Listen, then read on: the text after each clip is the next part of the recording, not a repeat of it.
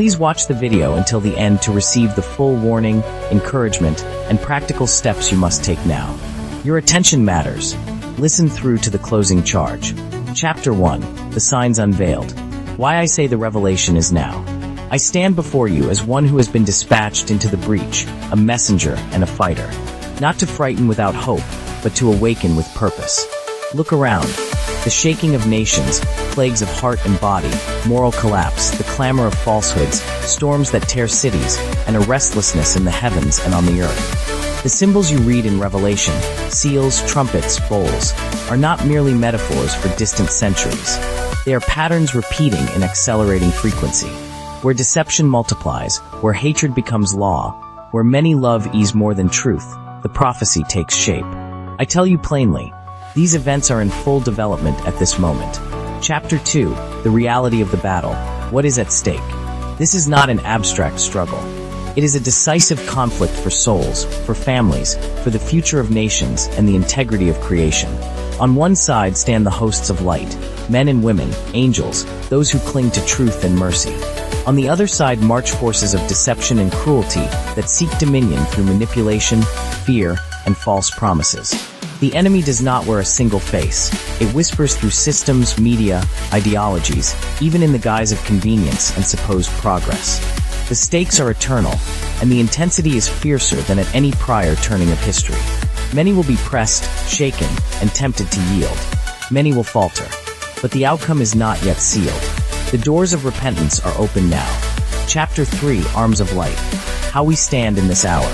A warrior of heaven does not charge blindly. We arm ourselves with truth, prayer, and action. First, clothe yourself with humility and vigilance. Know the scriptures and let them shape your mind. Second, pray without ceasing, for guidance, for protection, for the awakening of those around you. Third, practice justice and mercy. Faith that does not love is hollow. Fourth, speak boldly but wisely. Proclaim the gospel and defend the vulnerable. These are the weapons that break strongholds. Not brute force, but relentless faith coupled with compassion. That is how the armies of the Most High prevail. Chapter 4. The Heart of the Warrior. Faith, repentance, and courage.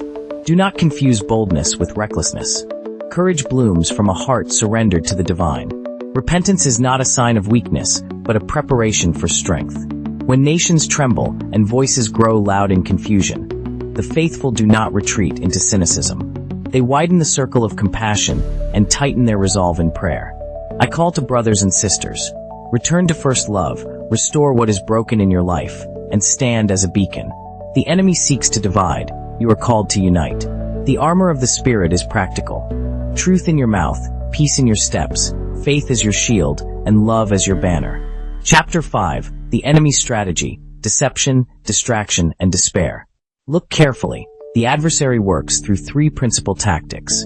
Deception, presenting counterfeit hope and false answers. Distraction, occupying hearts with trivialities until the vital is neglected. And despair, convincing people that rescue is impossible. These tactics accelerate as the prophetic timeline advances.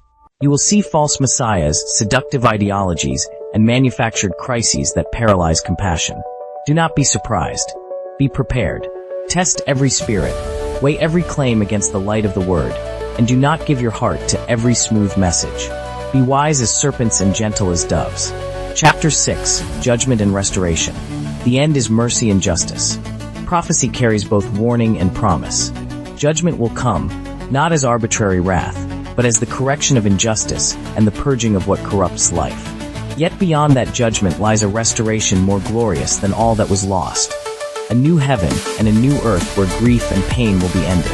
The book of Revelation declares both the severity of what must be corrected and the certainty of renewal. Stand now as instruments of reconciliation. Seek not to compound judgment with cruelty, but to be channels of mercy that call people to repentance before the restoring hand descends. Chapter 7. The Call to Rise Now. What you must do. This is the summons, rise. Do not be passive onlookers. Strengthen your prayer life. Study the scriptures with humility, engage in acts of mercy, and stand publicly for truth with gentleness and clarity. Guard your mind against the seduction of cynicism and the paralysis of fear. Form communities of accountability. Help each other in practical ways. Reach out to the broken, the lonely, and the doubting. Share the message of salvation with urgency and tenderness. If you have influence, use it to protect the weak and proclaim justice. If you are fearful, let faith answer fear with action.